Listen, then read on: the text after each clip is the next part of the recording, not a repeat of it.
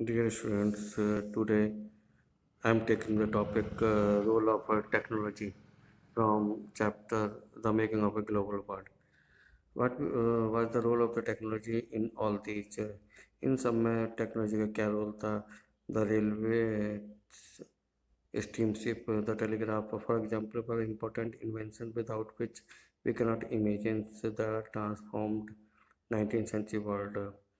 और railway, steamship और telegraph जो इन्वेंशन हुए, जो इम्पोर्टेंट इन्वेंशन हुए, जिसके बिना आज बदले हुए 19th सेंचुरी वर्ल्ड की कल्पना हम नहीं कर सकते थे.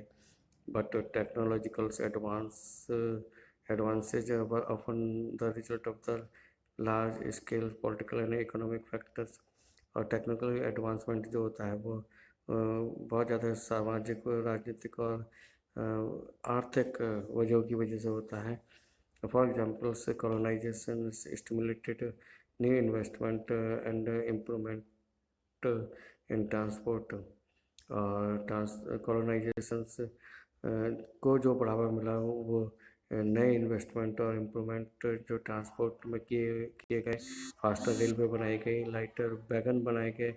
Lighter wagons means the cargo in which the goods were sent from one place to another, and larger ship were also made in making in making uh, in helped moved food more cheaply and quickly from far away farm to the final market.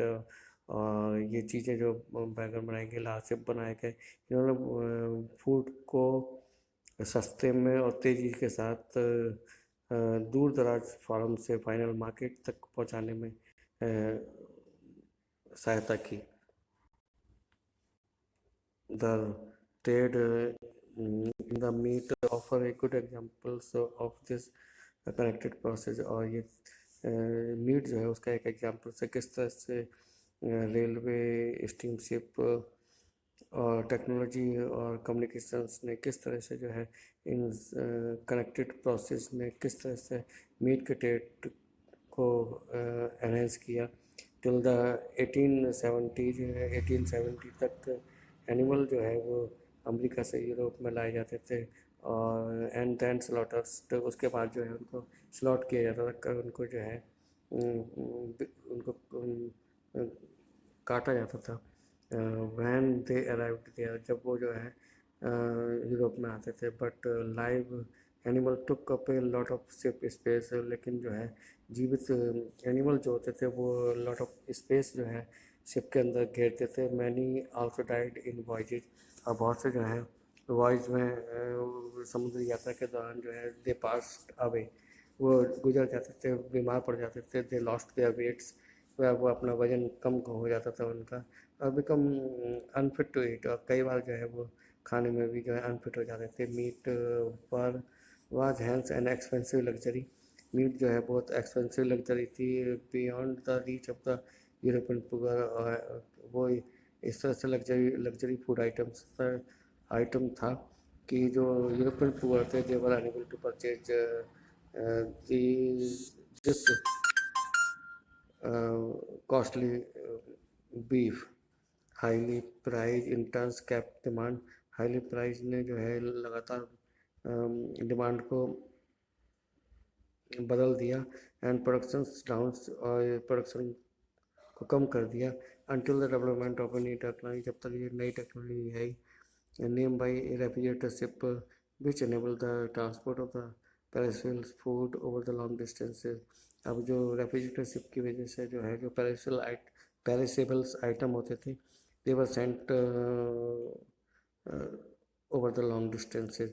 अब जो है वो आसानी से बड़े लंबे दूरी को तय करके जो है वो इजीली पहुंचाए जा सकते थे.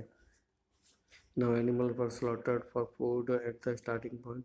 अब एनिमल्स को जो है स्टार्टिंग पॉइंट पे स्लॉटर कर दिया जाता था, उनको कट कर दिया जाता था इन इन अमेरिका, ऑस्ट्रेलिया, न्यूजीलैंड में ही.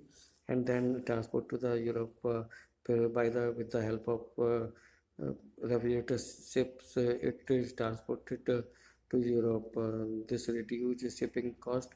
ये घटती हुई शिपिंग कॉस्ट में और घटते हुए मीट प्राइस जो थे यूरोप में वो कम हो गए. The poor though were residing in Europe they were managed to consume a more varied diets. They were easily purchased the beef now for eating purpose to the earliest monotony. पहले जो monotony थी केवल bread and potatoes पे. Now the poor peoples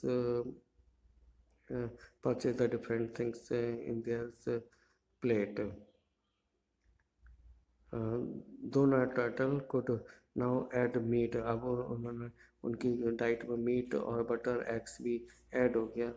better living condition promoted social peace. और better living condition ने सामाजिक शांति को बढ़ावा दिया विद इन द कंट्री देश के अंदर एंड कॉन्टिनेंट के अंदर. And supports for imperialism abroad. और इम्पीरियलिज्म को साम्राज्यवाद को बढ़ावा दिया.